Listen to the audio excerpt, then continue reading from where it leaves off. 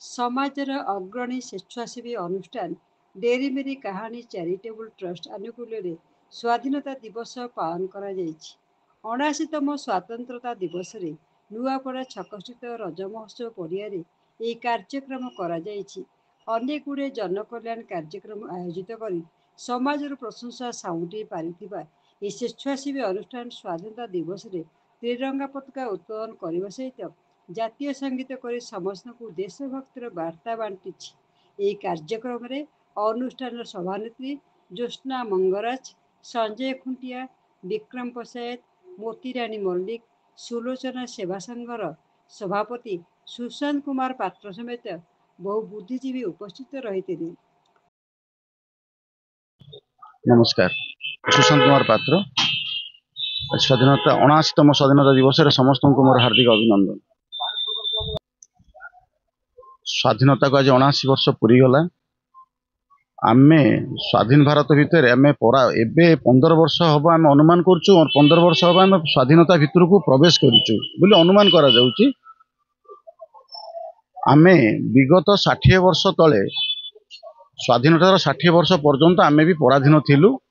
कहीं आम महापुरुषों विषय आमको जो मैंने स्वाधीन प्रकृति जो मैंने जहाँ स्वाधीनता पाइलु से प्रकार आम इतिहास ठार आमको बहुत दूर रखा जाता। तेणु बर्तमान धीरे धीरे आम इतिहास को बदला जाउची। तेणु प्रकृत तथ्य बर्तमान बाहर को आसूची। प्रकृति कौ मैंने आमको स्वाधीनता देइथिले जो थुर आमे समस्ते वंचित थिलु ना धीरे धीरे उजागर होउची।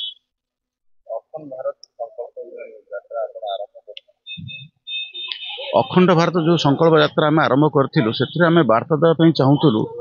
आम भारत जेतेबेले विखंडित थिला, जेतेबेले ताकू खंडित खंड खंड करागला से समय तार विभीषिका विषय आमे समस्त अवगत हवा निहाती दरकार। समस्त जानिबा दरकार जेते थर भारत विखंडित होईची तार विभीषिका तार जो भयानक रूप समस्त पाखे पहुंचवा दरकार। से इतिहास को आम समस्त पाखे लुचा जाइए। एबे नहीं जेबेठारु भारत विखंडित होईची सेबेठारु आम पाखे से विभीषिकार कहानी आमको लुचा जाइए। कौन पाई जदि आम मानक प्रति एते अन्याय एते अत्याचार होइथिला लुचा कौन पाई गला, कोहू आधार रे कोहू तथ्य रे लुचा गला ताकू कौन पाई।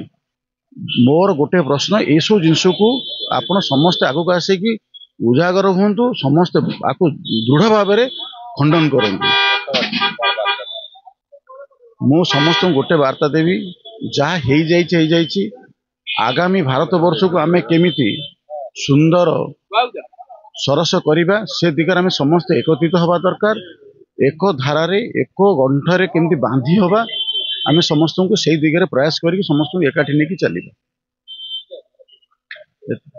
एति कहिकी मोर कथा रखुची। भारत माता की जय। अतीतर प्रत्येक पृष्ठा को लेउटेले आमे जानी पारुचे विगत दिनर कथा। आउ समस्त की कहबी समस्ते समस्ते माने केवल समाज से भी नुह प्रत्येक नागरिक को एकत्रित होगा पड़िबो। देश मातृका प्रति स्नेह श्रद्धा देखा पड़िबो। समस्त को एकत्रित होइकि समस्ते समान अधिकार जेहेतु दिया जाइछि भारतर आईन अनुसार जाति वर्ण धर्म लिंग निर्विशेष आमे समस्ते भारतीय सबु जातिर लोक रही पारिबे, सबु वर्णर लोक रही पारिबे, सबु भाषार लोक रही पारिबे। तेणु करी समस्त को समान अधिकार जेहेतु दिया जाइछि समस्त एकत्रित होइकि एक मन एक स्वर एक आशा और एक अभिलाष नहीं आमको आगू आगे जावाक पड़िबो। थरे महात्मा गांधी जितेबाला 1947 मसीहा अगस्ट 15 तारिख दिन आम देश भारत स्वाधीन लाभ करथिला।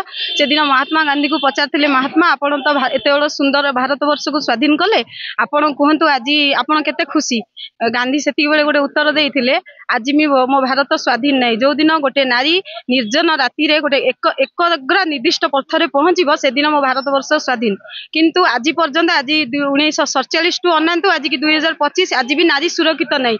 से रेप से मर्डर से चली आज भी नारी जेते एजुकेटेड हो जेते पुरुषों कांधरे कांध मिसेकी चालू तथापि नारी सुरक्षित नहीं। किंतु एतरे पुरुष समाज को समस्ते एठी जेते अछंती सब समाजसेवी भाई भौणी अछंती। ए समाजसेवी भाई भौणी किछि नुहंती। एठी सब नागरिकों को प्रथमे सचेतन होबाक पड़िबो। प्रत्येक घरे घरे माँ बापा को सचेतन होबाक पड़िबो। पिला मानकु ए विषय रे सेमाने सचेतन करिवे जेमति के डोमेस्टिक वायलेंस रो शिकार के आगामी दिन रे न हुअंतु।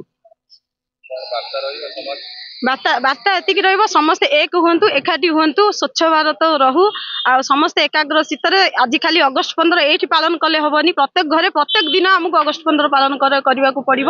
ପ୍ରତ୍ୟେକ ଦିନ ଅଗଷ୍ଟ 15 ପାଳନ କରନ୍ତୁ। ସମସ୍ତଙ୍କୁ ଗୋଟେ ନିର୍ଦ୍ଦିଷ୍ଟ ଗତିସ୍ଥଳରେ ପହଞ୍ଚିବାକୁ ସମସ୍ତଙ୍କୁ ଏକାଗ୍ର ଚିତ୍ତରେ ରହିବାକୁ ପଡିବ। ଭାରତ ମାତା କି ଜୟ। କଟକରୁ ଜୟଦେବ ପାଣିଙ୍କ ରିପୋର୍ଟ, ହର୍ଷିକା ମିଡ଼ିଆ।